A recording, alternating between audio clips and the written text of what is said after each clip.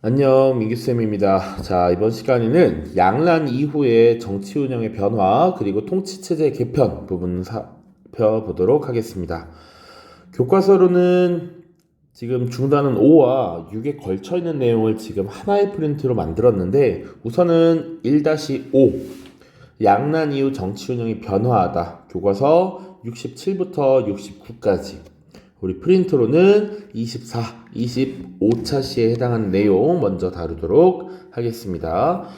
자, 일단 항상 그렇듯이 연표부터 살펴보겠습니다. 우리가 지난 영상에서 이 임진왜란과 병자호란이라고 하는 두 차례 큰 전쟁을 다뤘습니다.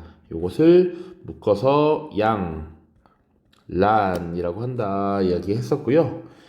자, 이 양란을 거치면서 조선이라고 하는 나라는 그 이전과 이후가 크게 변화한다 이런 거 다 설명을 했었습니다. 그래서 임진왜란 이전 시기를 조선 전기 이렇게 부르고 이 양란 이후를 조선 후기라고 부른다.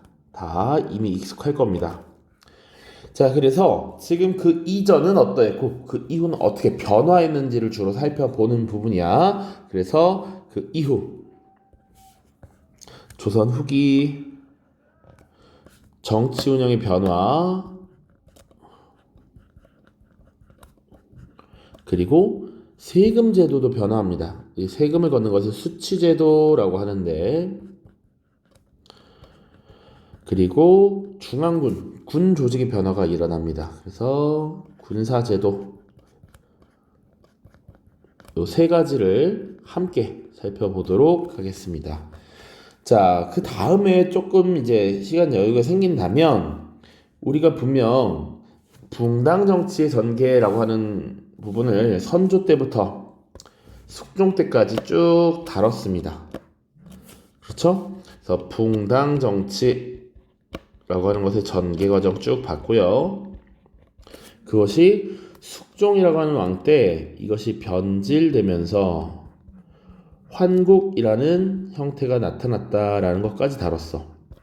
그러니까 지금 그 뒤에 왕들이 등장하게 되는데 이런 붕당 정치의 변질이라고 하는 것이 이 문제가 많다. 그 근본적인 원인은 지금 붕당이라고 하는 편을 갈라서 정치를 하는 것인데 이런 것들이 문제가 많고 폐단이 심각하니 그런 것들을 해소하고 새로운 정치를 해야겠다라는 군주들이 등장을 합니다. 그 군주들이 영조와 정조이고요.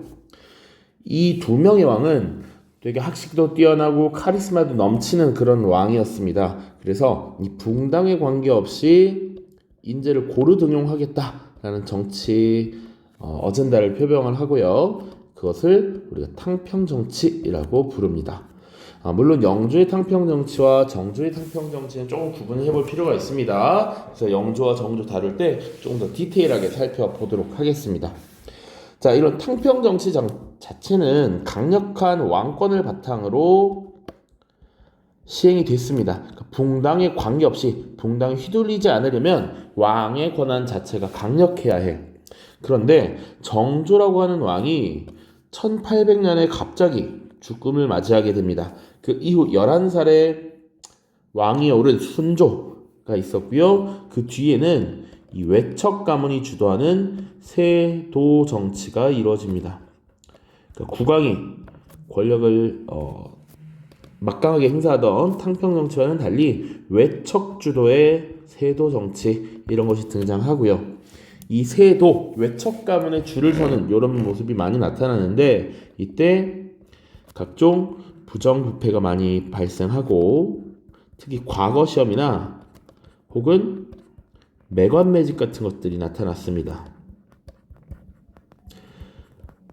자, 그래서 이 매관매직을 통해 지방관이 된 수령들은 사실 자신들이 뇌물을 바쳐서 관직을 구매했기 때문에 이것을 또 이런 표현이 적합한지 모르겠습니다만 본전을 뽑으려고 하겠죠. 자신이 뇌물을 바친 만큼 그 이상으로 지금 백성들을 수탈하게 된다라는 것. 그리고 그 수탈의 양상이 우리가 대표적으로 삼정의 문란이라고 표현합니다. 그럼 백성들은 살기 힘들죠. 그래서 농민 봉기가 발생하게 돼. 대표적인 것이 홍경래의 난 그리고 임술 농민 봉기라고 하는 것들이 있습니다. 구체적인 내용은 또 뒤에 살펴보도록 하겠습니다. 자, 조선 후기 정치 운영의 변화부터 보겠습니다. 첫 번째입니다. 자, 비변사라고 하는 기구의 기능이 강화된다라는 측면. 우리 이거 대외관계 그리고 양란 하면서 다 설명을 했습니다. 변이라고 하는 건 가장자리, 국경을 의미한다고. 그래서 국경에 비상사태가 발생했을 때 이것을 처리하기 위한 임시회의 기구였다. 그래서 보시면 16세기 초 왜구와 여진 등의 침입에 대비하기 위한 임시회의 기구야. 그러니까 문제가 생기면 이것이 만들어졌다가 문제가 해결되면 다시 해체되는 이런 기구였다는 거지. 그런데 이것이 상설기구화되는 시점이 나타납니다. 상설기구화라고 하는 것은 항상 설치되어 있는 기구라는 거야. 자, 이게 언제냐면 1555년 을묘외변이라고 하는 사건이 발생했을 때 상설기구화가 되었다. 그리고 양란이라고 하는 큰 전쟁을 거치면서 이 비변사의 기능이 굉장히 강화되는데 전쟁이라고 하는 특수적 상황에서는 매일매일이 비상사태죠. 그러다 보니 이 비변사라고 하는 관청에 의정부의 재상들도 들어가고요. 뭐 육조의 주요 관원들도 다 들어갑니다. 그러다 보니 군사, 외교, 재정, 인사 등의 모든 업무를 총괄했던 것이 비변사다. 그만큼 기능이 강화됐다라는 것이고요. 결과 보시면 기존의 국가를 운영하는 행정 시스템이었던 의정부, 육조라고 하는 행정 체계가 유명무실화되었다. 유명무실이란 이름은 있지만 사실 실제 역할이 없었다라는 것이죠. 왜? 모든 일들을 다 비변사에서 처리하니까. 그리고 비변사에서 모든 결정을 내리다 보니 왕의 권한도 약화될 수밖에 없다라는 거 기억하시고요. 추가로 하나만 언급을 하자면 이 비변사라고 하는 기구 세도 정치 시기 외척들이 이 비변사의 관직을 독점합니다. 주요 관직을 독점했다. 비변사의 요직 독점. 자, 그 다음 군사제도의 변화입니다. 요것도 우리가 동당정치 전개하면서 언급을 했습니다. 자, 중앙군은요 원래 5위 체제였습니다. 5위. 그런데 이것이 바뀌게 돼 5군영 체제로 바뀐다. 자, 5군영은 5개의 부대가 있었다라는 것인데 훈련도관부터 금이연까지 5개의 부대가 새롭게 만들어지면서 조선 후기 수도였던 한성을 방어하는 5개의 부대가 재편되었다라고 보시면 되고요. 조금만 더 보자면 이 훈련도가 언제 만들어졌다?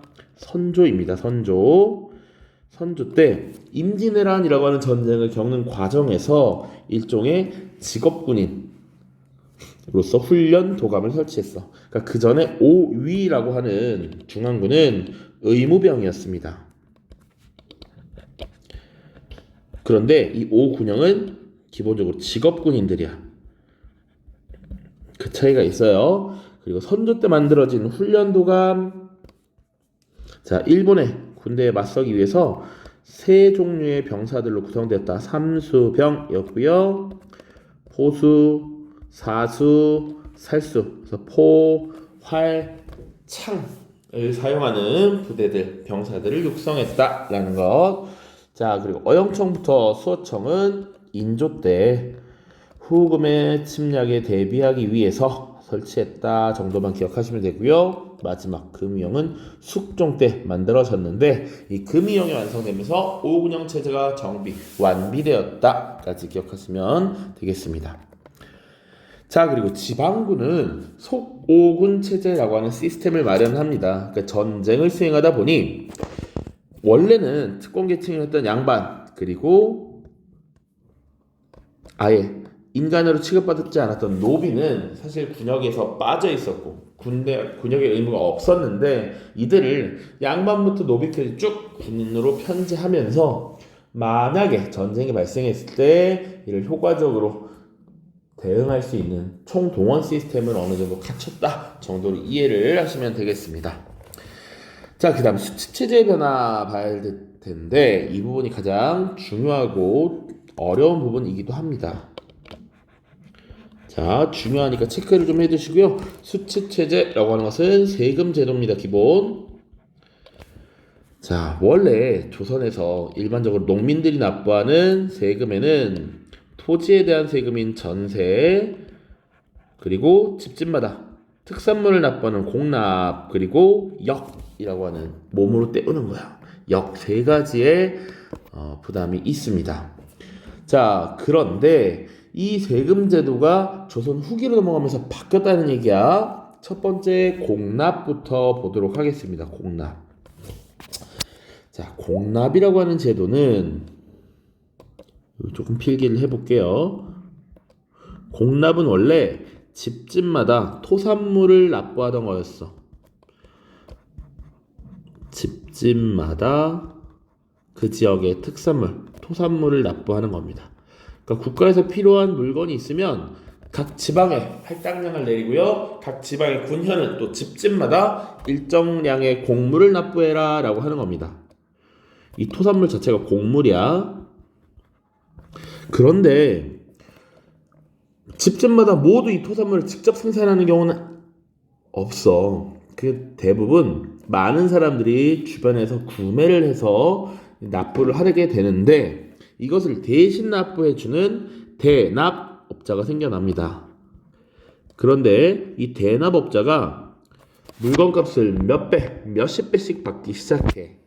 그러면서 농민들이 이 공납을 하기 어려워집니다. 이 대납업자들의 방해, 이것을 방납이라고 합니다. 그러니까 이 방납의 문제가 심화되는 거야. 이게 대동법을 시행한 배경입니다. 자, 그래서 방납의 폐단이 심화되어서 이런 제도의 개편이 필요했다라는 것이고요. 과거에는 집집마다 토산물을 납부했어. 내가 가난하건 부유하건 일정 정도의 세금을 납부하는 것이 기본 국룰이었는데 이제는 토지 결수를 기준으로 쌀, 무명, 배, 동전 등을 징수하도록 했습니다. 그렇게 되면 토지를 가진 사람은 세금을 내야지만 토지를 갖지 않은 사람은 세금을 내지 않아도 된다라는 특징이 있는 것이죠. 자, 이런 경향을 원하려면 원래 집집마다 내던 공납이 토지에 대한 세금으로 바뀌었다. 그래서 공납의 전세화라고 하고요. 당시 농민들은 토지를 대규모로 소유하는 경우는 드물었기 때문에 농민의 부담이 많이 경감되었다. 반면 토지를 많이 가진 양반 지주들의 반발이 심했습니다. 그래서 우리 교과서의 지도도 볼 텐데 전국 시행에 어마어마하게 오랜 시간이 걸려요. 그래서 광해군 때 시작되었는데 전국 실시로 완성되는 것은 숙종 때입니다. 약 100년이 지난 이후야. 그 정도로 양반 지주 반발이 심했다라고 하는 것. 자, 그리고 당시 쌀이나 무명, 배, 동전 이런 것들은 시장에서 사실상 화폐와 같은 기능을 수행했었어요. 이걸 통해서 물건을 구매하고 교환하는 게 일상적이었단 말이야. 사실상 화폐의 기능을 가졌고요. 이런 것들을 세금의 급납화 현상이라고 합니다. 조세의 급납화 이런 것도 같이 기억을 해야 합니다.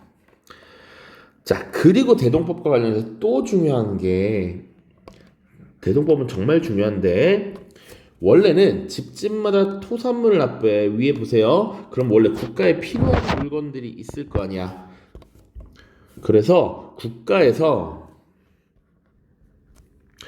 국가에 필요한 물건을 대리구매해주는 상인들이 등장합니다. 물품을 대리구매해주는 상인들이 등장해. 그러다 보니 공인들을 통해서 어떤 물건을 또 구매를 해야 되지. 그러다 보니 그 과정에서 상업이 발달하게 된다. 때로는 국가에서 어떤 물건이 필요하면 물건을 주문 제작해야 될 거 아니야. 그러니까 수공업도 발달할 수 있다. 이런 경향이 공인이 등장하면서 상품을 화폐로 거래하는 그리고 일부 상업 자본이 성장하는 상품화폐 경제 발달에 기여했다라고 하는 부분 굉장히 중요합니다. 굉장히. 지금 대동법 봤고요. 영정법 보겠습니다. 영정법. 지금 대동법은 공납제도와 관련된 내용이었어. 공납. 영정법은요, 전세와 관련된 겁니다. 전세. 토지에 대한 세금이야. 자, 인조 때고요. 풍흉에 관계없이 토지 1결당 4에서 6두를 부과했대. 이거 최저 세율로 고정을 한 겁니다. 영구히 고정하라 이렇게 생각하면 돼. 그러니까 그 전에는 풍흉에 따라 사실 세금을 다르게 걷었어. 그 해에 농사짓기 좋은 조건이었으면 농사가 잘 지어질 수 있죠. 해도 잘 들고요, 비도 적당히 오고요, 바람도 적당히 불어서 농사짓기 매우 좋았어. 그러면 국가에서 올해는 풍흉을 챙겨봤더니 올해 굉장히 풍년이 될 수 있는 좋은 조건이었어. 그럼 세금 많이 내 라고 했었고요. 올해는 좀 조건이 안 좋았네, 세금 적게 내 이렇게 했었단 말이야. 국가가 그걸 판단해서 사실은 옛날에는 해가 좋으면 20도에서 4조까지 세금이 폭이 넓었어. 그런데 양란을 거치면서 지금 백성들이 세금을 납부하는 게 어렵고 살기 힘들기 때문에 기존에 4에서 6두라고 하는 최저의 세금을 영구히 고정시켜 준 것이다. 농민들의 부담을 경감시키기 위해서. 됐죠? 자, 이게 인조 때 실시됐던 영정법이다. 자, 그 다음 균역법은 이제 역과 관련된 거. 역 중에서도 사실 역은 두 가지가 있는데 군대에 가는 군역에 관한 것입니다. 자, 조선 전기는 기본적으로 원래 의무병입니다. 의무 복무를 해야 하는데 이런 것들이 문제가 많이 생겨났어. 그러니까 조선이라는 나라가 건국되고 임진왜란이 발생하기까지 200여 년간 평화의 시기가 있었고요. 그리고 여러분들도 곧 이제 가야 된다라고 생각하는 군대에 솔직히 안 가고 싶잖아. 그러다 보니 원래 군역은 대립이라고 하는, 다른 사람을 돈 주고 복무시키는 대립, 혹은 옷감을 납부하고 군대를 면제받는 방군수포라고 하는 게 성행했어. 불법인데 이런 걸 하고 있었단 말이야. 그런데 이게 너무 심해지니까 국가에서 원래 포를 납부하면 군대를 면제받는 거, 요것을 아예 제도화해버려요. 그래서 당시에 냈던 세금이 얼마냐면 군대 안 가는 대신 1년에 2필씩 납부를 하도록 했습니다. 그런데 이것도 부담이 세니 농민들의 군포 부담을 감소시켜주기 위해서 1년에 1필만 걷도록 해. 원래 2개씩 걷던 걸 하나씩만 걷는다고. 그러니까 요거 자체는 좋아. 근데 국가 입장에서는 세금이 줄어들죠. 그래서 세액 감소를 보충하기 위해서 결장미, 선무공관포 이런 것들을 징수하게 됩니다. 근데 이 결장미를 잘 기억해야 되는 게 토지 1결당 2두씩 세금을 걷도록 한 거야. 그러니까 지금 농민들의 군포 부담은 줄여줬는데 토지를 가진 사람은 세금을 더 내게 생겼다라는 겁니다. 그리고 선무공관포는 백수 양반들에게 선무공관이라고 하는 명예직을 주고 1년에 1필씩 세금을 추가로 납부하게 한 거야. 자, 농민들에게서 걷지 않은 것을 놀고 먹는 양반들, 잘 사는 양반들에게 걷었다라는 겁니다. 자, 이게 균역법이고요. 영조 때 실시됐습니다. 각각 다 중요해. 하나하나 중요하지 않은 것이 없습니다. 자, 지금 근데 요 수치 체제 변화를 보면 하나의 양상을 볼 수 있는데, 지금 공납을 납부하는 기준이 뭐야? 토지야, 토지. 토지를 기준으로 또 세금을 납부하도록 했어. 영정법, 당연히 원래 전세니까 토지에 대한 세금이죠. 여기잖아, 토지. 그리고 균역법도 세금을 감소해주고 나서 결장미라고 하는 세금을 거두면서 또 기준이 토지가 됩니다. 요런 경향을 뭐라고 하냐면 세금 전체를 조세라고 하는데 조세의 전세화 경향이라고 표현합니다. 모든 세금이 납부 기준이 토지로 지금 집중되고 있다라고 하는 것. 그리고 쌀, 무명, 배, 동전과 같은 사실상 화폐의 기능을 하는 것들로 세금을 납부하도록 해. 그전에 공납이라는 제도에서는 실제 물품을 납부했는데 이제는 화폐 가치를 가진 것들로 세금을 납부하겠다. 급납화 현상이라고 표현합니다. 이 두 가지 경향 잘 기억을 해두세요. 교과서 잠깐 보고 마무리 짓도록 하겠습니다. 자, 교과서 67이고요. 우리가 붕당 정치 부분에서 이 부분은 일부 봤기 때문에 딱 요만큼만 보면 됩니다. 자, 내용은 지금 쓱 한번 봤고요. 지도만 잠깐 볼게. 자, 대동법의 실시 현황이라고 하는 지도입니다. 그래서 시기에 따라 대동법이 실시된 지역을 구분해서 보고 있어요. 최초로 시행된 것이 1608년 광해군 때 경기도에 한해서 시범적으로 운영을 했습니다.